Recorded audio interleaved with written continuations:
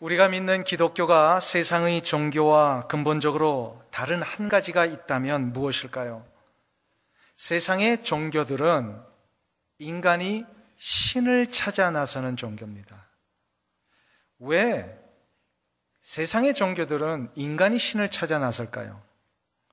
그것은 한 가지 이유 때문입니다. 신 앞에 벌을 받지 않으려고 합니다. 왜냐하면 우리 인생의 모든 당하고 있는 고통과 아픔과 이 절망의 문제들이 결국 신의 진노 때문에 이루어지는 결과라고 생각을 했습니다. 그래서 이런 것이 이루어지지 않기 위해서는 신의 마음을 달래줘야 합니다. 신을 기쁘게 해줘야 합니다. 그래서 인간이 어떻게든 신을 찾아 나서서 신의 마음을 달래주기 위하여 이루어지는 모든 행위들이 세상의 종교라고 할 수 있습니다. 그리고 이것 때문에 신의 벌을 받지 않고 신의 진노를 사지 않게 해서 어떨 때는 제사도 드리고 구제도 하고 또 선행도 쌓고 업보도 쌓습니다. 그러나 기독교는 다릅니다. 기독교의 하나님은 인간이 찾아낸 신이 아니십니다. 오히려 하나님께서는 우리 인간이 하나님을 알지도 못했을 때에 하나님이 우리를 미리 작정하시고 부르셔서 하나님의 자녀 삼으신 이후에 우리에게 하나님이 누구이신지를 가르쳐 주셨습니다. 이것 때문에 하나님이 인간의 몸을 입고 우리 주 예수 그리스도로 이 땅에 오신 것입니다. 그래서 기독교는요, 계시의 종교다.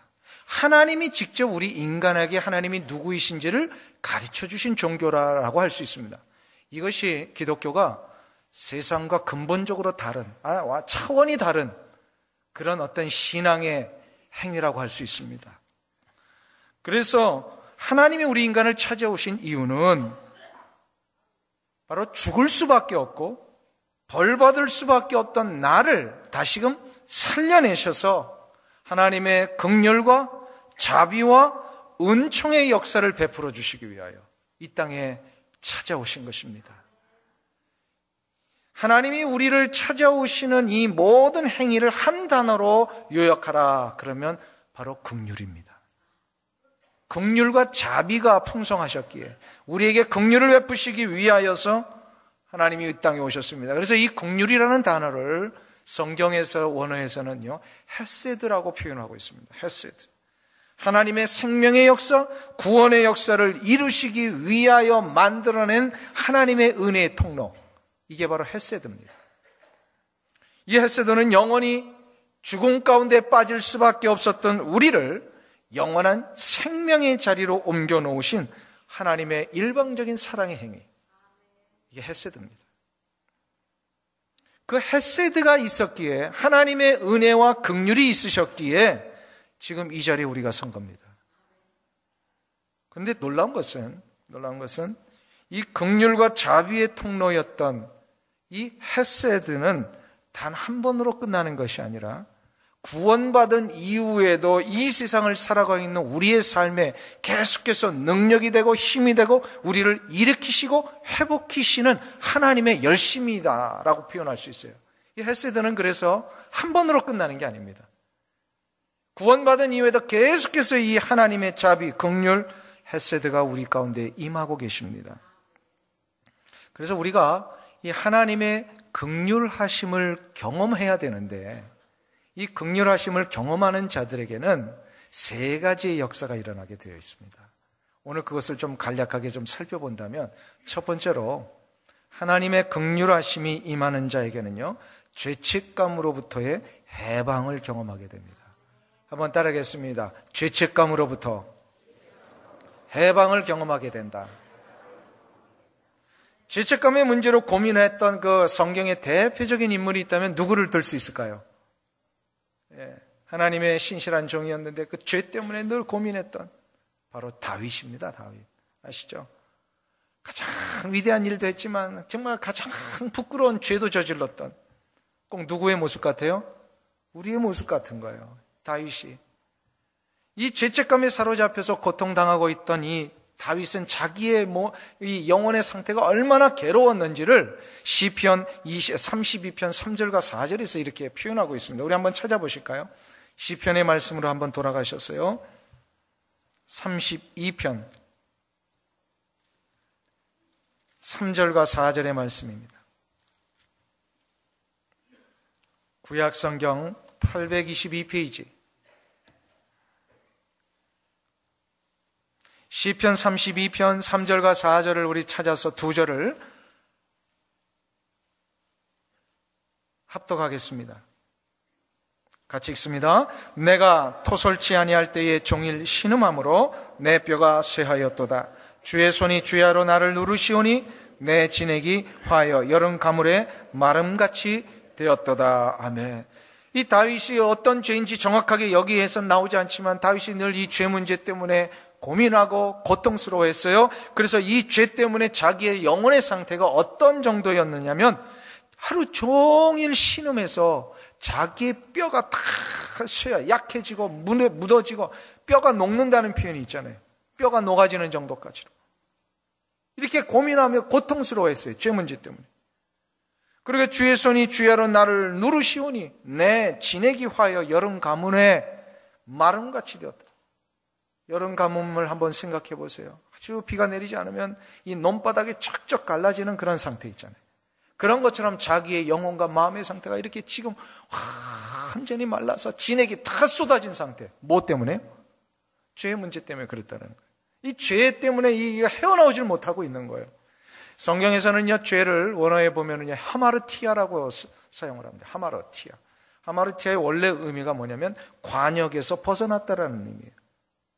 즉 무슨 얘기냐면 죄라고 하는 것은 하나님이 정해놓으신 이 기준 속에 벗어나 있는 모든 것이 다 죄라는 겁니다. 그런데 엄밀하게 따져보면 이 관역에서 벗어나 있는 이 상태, 하나님의 기준에서 벗어나 있는 이 상태는 바로 뭐냐면 죄의 결과입니다. 죄와 죄의 결과를 우리가 좀 구별할 줄 알아야 돼요. 죄, 즉 이런 거죠. 간음죄, 살인죄, 도적질한 죄, 이런 것들은 엄밀하게 따져보면 죄의 결과입니다. 그러면 죄는 뭐예요? 내 마음이 벌써 하나님의 말씀의 기준에서 벗어나 있는 거예요. 그러니까 주님이 뭐라고 얘기를 하셨어요? 여인을 보고 음욕을 품는 자마다 이미 뭐 하였다 그랬어요? 간음하였다. 형제를 보고 마음속에 미움을 가진 자는 벌써 뭐 하였다는 거예요? 살인죄를 저지른 거예요. 이웃의 물건을 보고 이미 탐욕이 일어난 자는 도적질한 거다. 그러니까 죄가 뭐냐면 내 마음속에 음욕이 일어나고 미움이 일어나고 탐욕이 일어나는, 그래서 하나님의 말씀의 기준에서 이미 벗어나 있는 내 마음, 그러니까 마음의 조준이 잘못되어 있는 거예요. 관역을 향해서 분명하게 하나님의 원하시는 뜻대로 내 마음이 가 있어야 되는데 그렇게 가 있지 못하고 어떻게 된 거예요? 마음이 다른 데로 가 있는 거예요. 그러다 보니까 이것 때문에 죄의 결과로 막 간음이 일어나고 살인이 일어나고 도적질이 일어난다는 거예요. 그러니까 제일 먼저 점검하며 다시금 회복시켜야 될 게 뭘까요? 도적질 안 하는 거 이전에 내 탐욕의 문제를 해결해야 돼요. 살인죄를 저지르는 거 이전에 내 미움의 문제를 해결해야 돼요. 그래서 내 마음을 다시금 하나님이 원하시는 그 기준 속에 다시금 조준시켜야 됩니다. 이거를 뭐라고 하냐면요, 회개라 그래요. 회개해야 돼요. 하나님은 요한일서에 보시면 하나님은 미쁘시고 의로우사 우리가 우리의 죄를 자복하면 우리의 죄를 사하시며 모든 불의에서 우리를 깨끗게 하실 것이요 약속하셨습니다. 그러니까 이 말씀 믿고 내 마음이 자꾸 다른 데가 있고 하나님이 원하시는 기준 속에 하나님이 하라는 거 안 하고 하나님이 하지 말라고 하셨는데 그걸 굳이 하고 있는 우리의 이 모습들, 이런 것들을 자꾸 점검하고 하나님의 말씀대로 내가 하겠습니다. 돌이키고 결단해서 내 마음을 자꾸 하나님의 말씀의 기준 속에 맞추는 것, 이게 회개입니다. 그러니까 회개라는 것을 잘못했습니다가 회개가 아니라 뭐예요? 돌이키는 겁니다. 내 마음을 이제 고정하겠습니다. 하나님의 기준. 이게 회개란 말이에요. 그러면 어떻게 됩니까? 회개하면 이 죄의 문제를 용서해 줍니다. 용서해 주세요. 자, 그런데 이렇게 회개를 했는데도 남는 게 하나가 있어요. 남는 게 있어요. 뭔지 아세요? 회개를 하면 죄의 문제가 해결이 되는데 남는 게 있어요. 죄책감입니다. 죄를 지은 자신의 모습에 대하여 생각을 해보면 3년 전에 죄를 저질렀는데 아직도 그 3년 전에 지은 죄 하나님 앞에 그때 회개해서 용서함을 받았는데 그거를 자꾸 생각해 보니까 뭐예요? 그 죄책감이 막 일어나가지고 그것만 생각하면 막 부끄럽고 내가 어떻게 저런 죄를 다 저질렀을까 하면서 계속 그 죄책감 때문에 괴로워하는 게 있어요. 이 죄책감이라고 하는 것은 그래서요, 죄의 흔적이다 혹은 죄의 상처다라고 얘기를 할 수 있습니다. 이 문제를 제가 몇 번에 걸쳐서 한번 말씀드린 적이 있기 때문에 여러분들 잘 아실 거예요. 죄와 죄책감의 문제를 해결하라. 근데 이 죄는 회개하는데 죄책감의 문제를 어떻게 해결하느냐. 죄책감이 뭔지를 알아야 돼요. 제가 늘 사용하는 표현을 한번 다시 쓰겠습니다. 주부들이 집에서 음식을 만드시다가 도마 위에서 칼을 가지고 탁탁탁탁 하다가 갑자기 그냥 잘못해가지고 이 손가락을 휘었어요. 그럼 어떻게 되죠? 피가 줄줄줄줄 납니다. 이 문제를 해결하기 위해서는 싸매고 약 바르고 소독하고 그다음에 이제 퉁퉁 이렇게 붓지 않도록 이렇게 붕대로 감습니다. 그러면 이거를 이제 며칠간 다 소독하고 약을 바르면 어떻게 되죠? 비었던 자국이 아물고 새살이 돋습니다. 그리고 이제 아픔도 사라집니다. 그런데 뭐가 남아요? 한 2주쯤 지나면 벤 자국이 남습니다. 상처가 남는 거예요. 근데 가만 보니까 이 상처를 볼 때마다 그때 내가 2주 전에 그 칼질을 왜 그렇게 해가지고 이걸 비웠을까? 근데 그 기억만 남는 게 아니라 뭐가 또 남냐면 그때 아팠던 기억이 자꾸 남는 거예요. 그때 굉장히 아팠지. 내가 그때 왜 그런 실수를 했을까? 하면서 그때의 아픈 기억인데 실제로 그것 때문에 자기가 아픈 거예요. 그때 잘못했던 그 실수 때문에 그 문제가 지나갔는데도 불구하고 그것 때문에 지금도 자꾸 부끄러워지는 거예요. 내가 왜 그 실수를 했을까? 이게 상처란 말이에요. 상처. 참 우리의 마음은 신비한 그 영적인 현장이기 때문에요. 아주 오묘해서 우리가 우리의 마음을 컨트롤할 수 있을 것 같은데 못해요. 우리도 마음대로 못하는 것이 우리 마음이에요. 어떨 때는 내 마음이 조절되는 것 같았는데 어떨 때는 이 마음이 전혀 조절되지가 않아가지고 내 자신도 모르는 것이 자꾸 막 되살아날 때마다 거기에 막 사로잡히는 경우가 있어요. 오래전에 회개했는데 오래전에 그 회개한 그 문제가 자꾸 어떨 때는 떠오를 때마다 죄책감으로 인해 화끈거리고 얼굴이 자꾸 부끄러워지고 옛날에 지나간 일이지만 왜 그때 내가 그 일을 했을까 하면서 그때 상처와 흔적들이 자꾸 들춰내지면요, 이미 아픔이 지나갔는데도 불구하고 그 기억 때문에 또다시 아파지는 거예요. 이게 바로 죄책감입니다. 이 죄책감은 어떻게 해결하느냐? 이걸 어떻게 해결하느냐? 오늘 읽은 본문의 말씀이 그것을 해결해 주는 방법을 가르쳐 주십니다.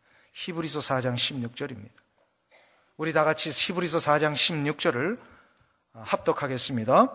그러므로 우리가 긍휼하심을 받고 때를 따라 돕는 은혜를 얻기 위하여 은혜의 보좌 앞에 담대히 나아갈 것이니라. 아멘.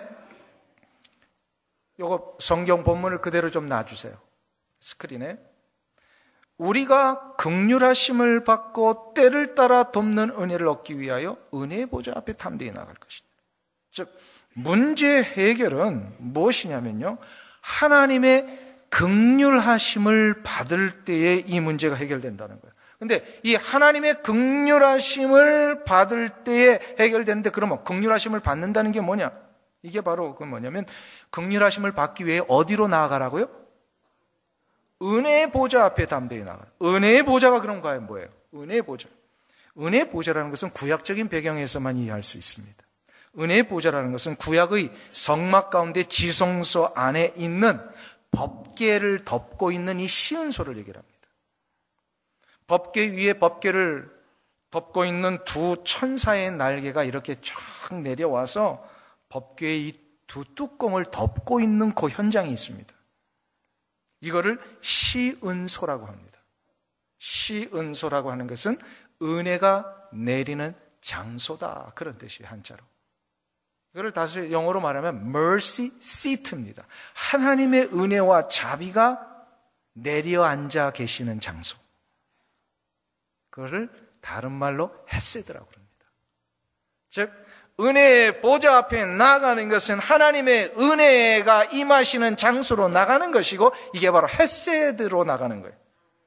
수백 년 동안 구약의 제사장들은요, 이제 아론에 의하여서 하나님이 모든 제사의 방식들을 가르쳐 주신 이후에 오직 1년에 한 번씩 대제사장들은요, 이 지성소 안으로 들어가서 1년 동안 이스라엘 백성들이 지은 모든 죄를 하나님 앞에 사함받기 위하여 예식을 거행합니다. 그때 제일 먼저 하는 게 뭐냐면 이 시은소, 곧 은혜의 이 법궤의 뚜껑 위에다가 어린 양의 피를 뿌립니다.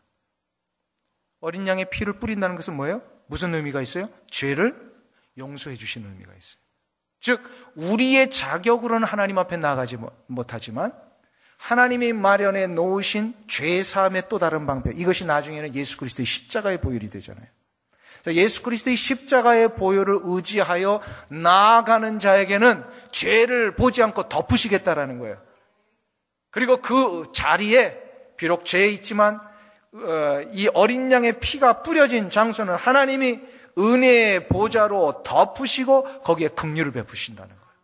이게 바로 시은소입니다. 그래서 이것을 가지고 히브리서 기자가 히브리서 4장 16절에서 우리가 긍휼하심을 받고 때를 따라 돕는 은혜를 얻기 위하여, 즉 하나님의 mercy 하심을, 하나님의 자비하심을 얻기 위해서는요, 때를 따라 순간마다, 매 순간마다 하나님의 은혜의 보좌 앞에 나아가라. 하나님의 은혜의 보좌는 신약을 살고 있는 성도들에게는요, 바로 주 예수 그리스도의 보혈의 은총이 임하시는 것입니다. 주 예수 그리스도의 보혈이 뿌려지는 그 모든 것은 우리의 죄가 덮어지고 어떻게 된다고요? 하나님의 자비하심이 임합니다. 그러니까 이거를 구원받을 때만 하는 게 아니라는 거예요. 구원받을 때 우리의 모든 죄가 사여져서 우리가 의인으로 바뀌어지죠. 근데 의인으로 바뀌어진 이후에도 우리는 계속해서 이 보혈의 은총 가운데 계속 나가야 된다는 거예요. 때를 따라, 그러니까 예배 드릴 때도 들어오기 전에 운전하고 부인하고 싸우고 왔지만, 그러나 이 자리에서요, 하나님, 나 같은 이 성격 못난 사람, 이 예배를 하나님 받아주시옵소서 하면서 그 회개할 때 하나님 그 귀한 보혈의 은혜로 나를 용서해 주시고 나를 덮어주시옵소서. 그래서 이 예배 전에 나올 때마다 하나님의 이 보혈의 은총, 하나님의 시은소를 소망하며 나오는 자에겐 그 예배를 받으셔요. 예배뿐만이 아닙니다. 여러분의 일상의 삶 가운데 나가서 세상 가운데 사실 때에도요, 매일매일 하루하루를 시작하면서 하나님, 나같이 이렇게 허물 많고 또 어저께도 이 밤에도 또 이 아침에도 일어나지만 죄를 지은 나의 이 모든 죄를 용서하시고 오늘 하나님의 은혜 가운데 살게 하여 주옵소서. 그래서 예수 그리스도의 십자가의 보혈을 붙들고 나가는 것이 바로 은혜의 보좌 앞에 나가는 겁니다. 이게 바로 시은소에 나가는 거예요. 사랑하는 성도님 여러분, 이 은총을 입으면 죄책감으로부터 해방되는 역사가 있습니다. 그러니까 죄의 문제 때문에 내가 괴로워하고 언젠가 지은 죄인지도 모르는데 그 문제만 들춰지면 자꾸 아프고 상처가 일어나고 분노가 이런 문제가 있을 때마다 어떻게 하라는 거예요? 하나님, 이 문제를 주의 은혜의 역사로 덮어주시옵소서. 기도하며 간구하며 나갈 때 하나님이 여러분들을 역사해 주실 줄로 믿습니다. 이 해방의 은혜를 경험하시길 바랍니다. 두 번째로, 하나님의 긍휼이 임하시는 순간에 우리 모든 성도들은 삶의 치유를 경험하게 됩니다. 한번 따라하겠습니다. 삶의 치유를 경험하게 된다. 요한복음 5장에 보면 그 유명한 베데스다 목가에서 예수님이 병자를 고치신 사건이 나타납니다. 그 베데스다 목가에 38년 된 아주 중증 환자가 있었습니다. 이 병 낫기를 38년 동안 고대했지만 낫지를 않았던 거예요. 왜요? 그 베데스다 목가는 이런 전설이 있었어요. 갑자기 천사가 내려오면 물이 막 동합니다. 막 움직이고 막 이렇게 흐르는 역사가 있었답니다. 그래서 그때에 몸을 그 베데스다 목가에 던지면 자기 질병이 낫는다는 이러한 전설이 있었어요. 이런 전설입니다. 뭐 진짜 실제로 그렇게 일어났는지 안 났는지는 모르겠어요. 이런 전설 때문에 그 지역에 살고 있는 수많은 병자들이 베데스다 목가에 모여 있었어요. 그래서 천사가 내려와서 물이 막 움직이면 뛰어들리라.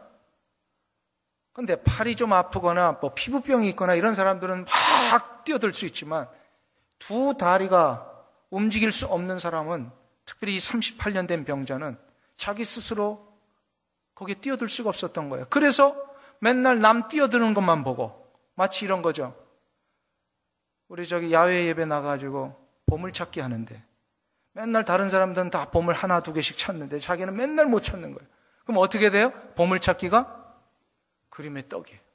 이 38년 된 병자에게는 베데스다 연못가에 그 놀라운 기적이 일어나는 순간도 자기와는 전혀 상관이 없는 거예요. 그러다 보니까 어떤 마음이 생기냐면 38년 동안 그걸 기다렸지만 혜택을 못 받으니까 절망하는 거예요.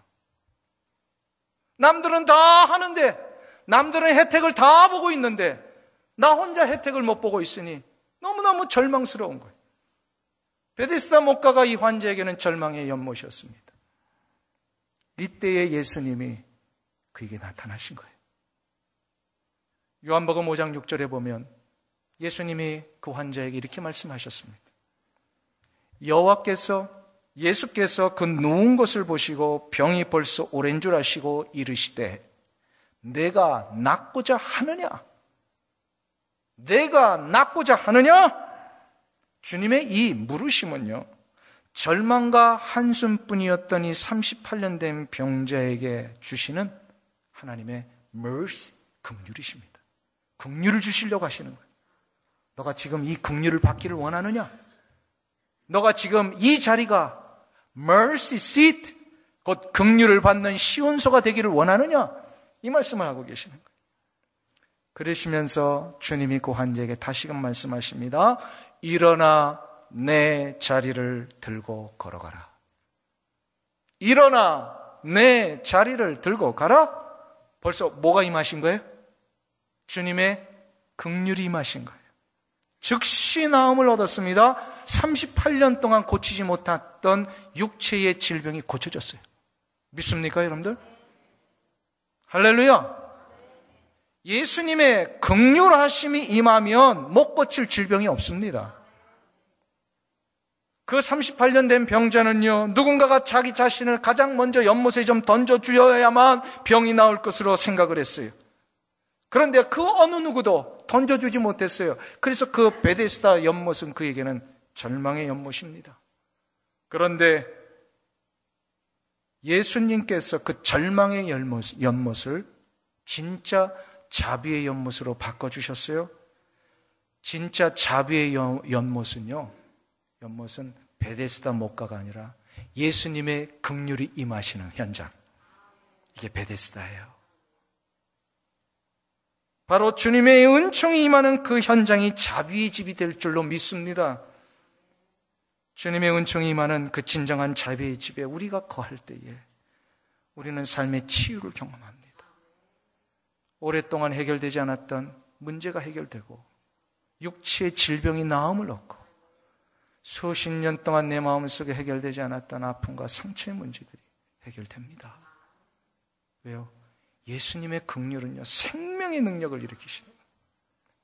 수년 전의 일입니다. 거의 한 10년 된 것 같은데요. 결혼식 주례를 하고 나서 그 피료연 때 같이 이렇게 모여있는 둥그런 테이블에 함께 식사를 하려고 하는데 그 같은 테이블에 한 목사님이 앉으셨습니다.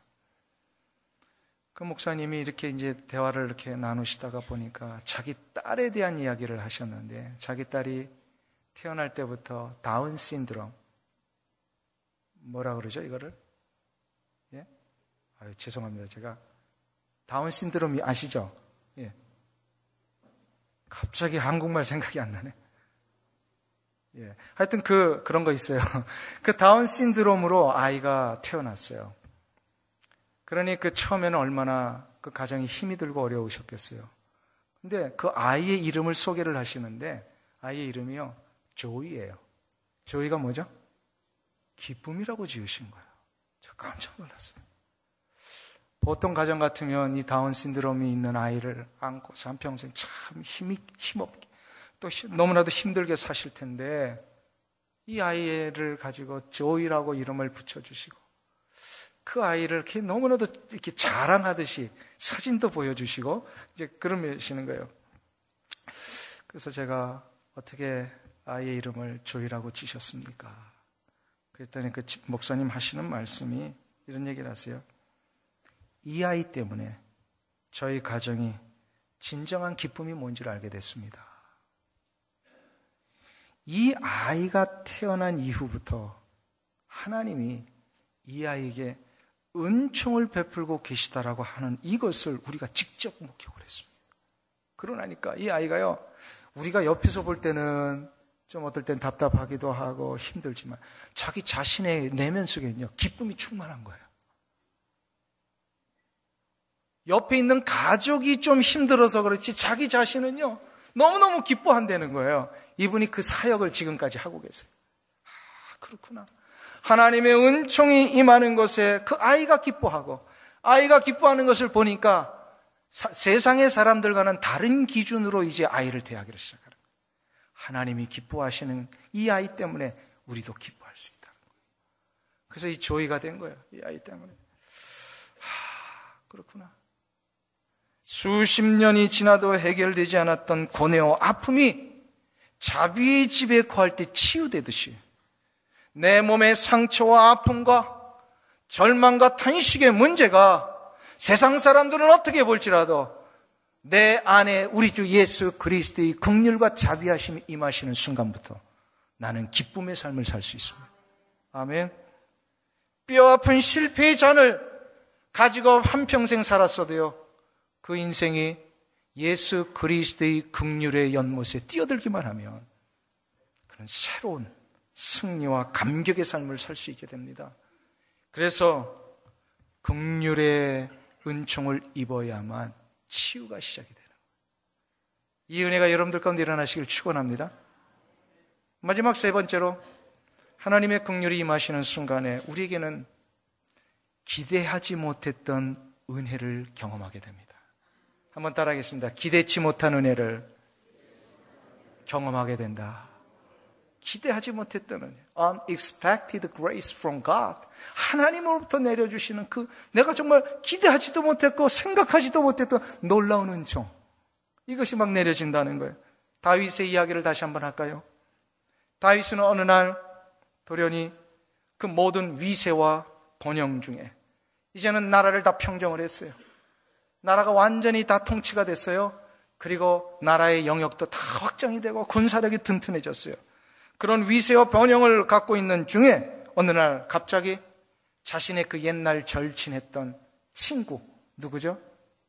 요나단이 생각난 거예요. 요나단을 기억했어요. 그러면서 신하들에게 묻습니다. 요나단 가족 중에 혹시 남은 자가 있느냐? 물어봅니다. 사무엘하 9장 1절에 보면 이렇게 얘기를 합니다. 다윗이 가로되 사울의 집에 오히려 남은 사람이 있느냐? 내가 요나단을 인하여 그 사람에게 은총을 베풀리라. 그 옛날 자기가 쫓겨다닐 때 사울 왕이 자기를 죽이려고 할 때 매번 목숨을 구해주고 도망할 수 있는 길을 열어주고 다윗을 배려해주며 도와줬던 사람이 친구가 요나단이었어요. 그 요나단이 이제는 다 죽고 없어졌어요. 그 절친했던 친구가 없어요. 그러면서 수많은 세월이 지난 다음에 그가 생각한 거야. 요나단에게 은총을 갚아야 되는데 어떻게 할까? 그러다가 그 은혜를 갚기 위하여 남아있는 자식이 누군지를 찾게 합니다. 여기서 내가 그 사람에게 은총을 베풀리라. 여기서 은총이 바로 헤세드예요.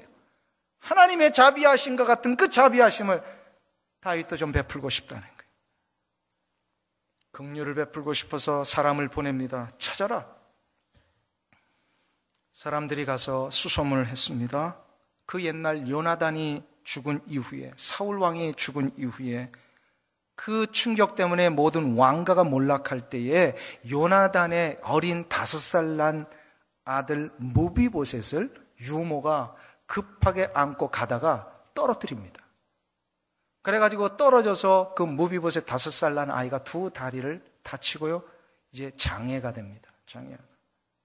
평생을 장애로 두 다리를 졸면서 살게 됩니다. 근데 이 무비보셋을 찾는데 사람들을 다 보냈는데 알고 봤더니요, 어느 누구도 알지 못하는 조그만 시골 로드빌이라고 하는 아주 시골에 숨어 살았어요. 왜 그랬을까요? 몰락한 왕조의 자손이 언제 자기 또 죽을지 모르니까 두려워가지고 숨어 살았던 거예요. 이 시골 마을 아무도 모르는 곳에 숨어 살고 있는 이 무비보셋을 다윗의 신하들이 찾아가서 말합니다. 다윗 왕이 당신을 찾고 있습니다.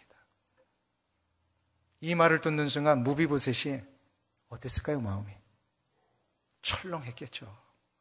드디어 올 것이 왔구나. 몰락한 우리 왕조를 이제는 완전히 나까지도 죽이려고 하는구나. 근데 그 다음 말이 중요합니다. 당신을 찾아서 왕궁으로 오라고 합니다. 두렵고 떨림으로 갔습니다.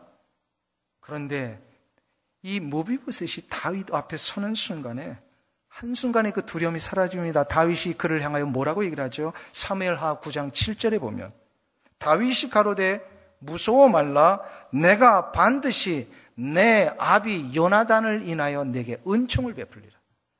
내가 내 조부 사울의 밭을 다 내게 도로 주겠고 또 너는 항상 내 상에서 먹을지라. 요나단 때문에 무비보셋에게 뭘 베풀겠다고요? 은총을 베풀려. 이 은총이 바로 헤세드예요. 내가 너에게 자비를, 긍휼을 베풀리라. 여기서 끝나지 않습니다. 너의 할아버지가 소유했던 모든 밭, 모든 재산을 너에게 다 도로 주겠다. 여기서 끝나지 않습니다. 하나를 더 합니다. 너는 이제 매일마다 항상 내 상에서 먹을지니라. 왕의 상에서 먹을 수 있는 사람은 오직 왕의 가족들 뿐입니다. 이게 뭔 얘기하는 거예요? 무비보셋을 자기의 아들로 삼겠다는 것입니다. 양자로 삼았습니다. 다윗은 무비보셋에게 자기 그 옛날 친구 요나단에게 받았던 은혜를 배 이상으로 갚아줬습니다. 할아버지에게 속하였던 모든 재산 다 찾아줬습니다. 그리고 너는 내 아들이 되어 날마다 내 식탁에서 함께 먹으리라. 얼마나 놀라운 자비와 긍휼의 역사입니까?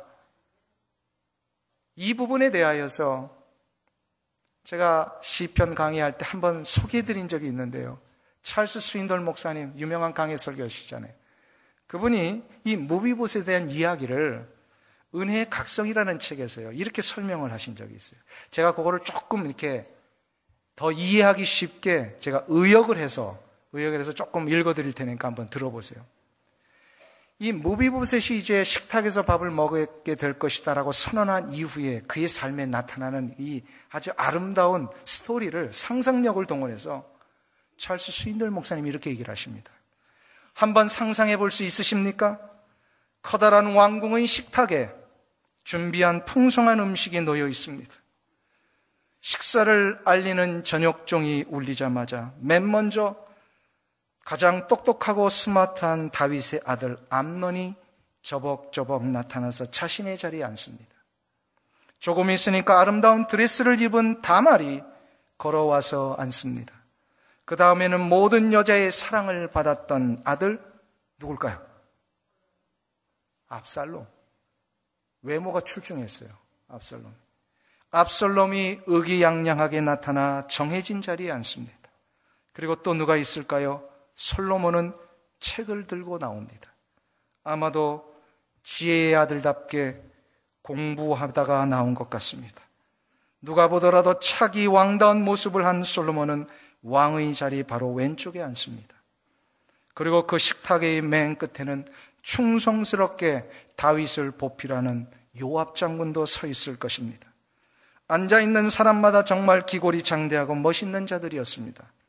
그런데 맨 나중에 한 사람이 나타나는데 바로 무비보셋입니다. 무비보셋은 두 발을 절고 있습니다. 그의 불편해진 다리 밑에 대어진 그 보조 막대기, 그 막대기를 떠벅떠벅 걸어오면서 소리를 내어 다윗 왕 앞에 옵니다. 그런 무비보셋을 다윗 왕은 부축합니다. 그리고는 그를 자신의 가장 오른쪽에 앉힙니다. 곧이어 다윗 왕은 자신이 입었던 로브, 이 가운을 풀어서 불편한 그의 다리를 덮어줍니다. 기대하지 못했던 은혜였습니다.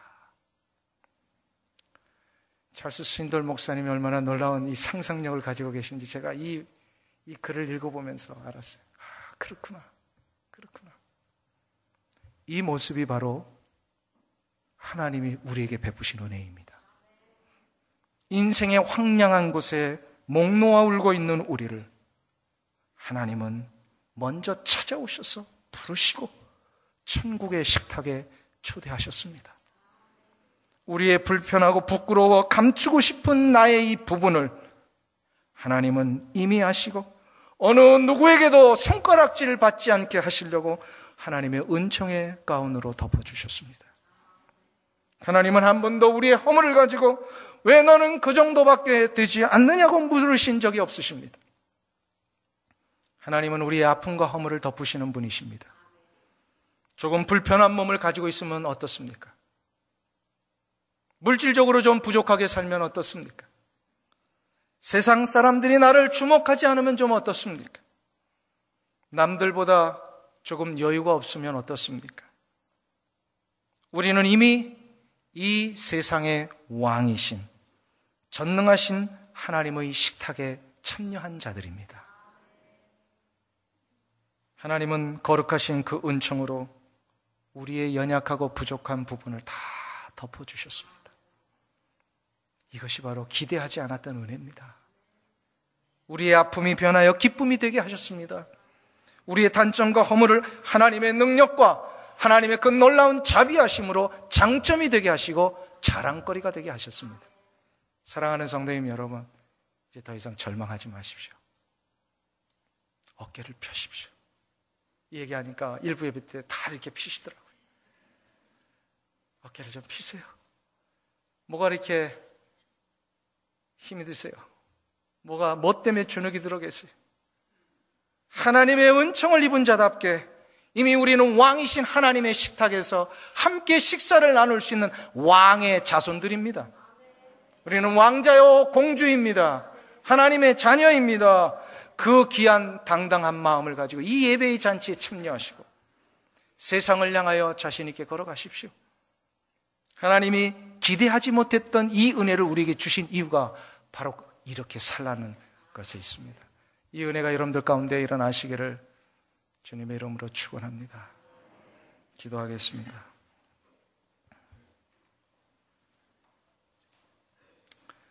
우리가 하나님을 알지도 못했을 때에 하나님이 우리를 먼저 아셔서 찾아오셨고 불러주셨고 우리를 구원하여 주셨을 뿐만 아니라 우리의 모든 부끄러움과 우리의 모든 연약한 부분을 다 주의 은총의 옷으로 덮어주셔서 하나님의 자랑거리가 되게 하시고 하나님의 기쁨이 되게 하신 이 은혜에 감사를 드립니다.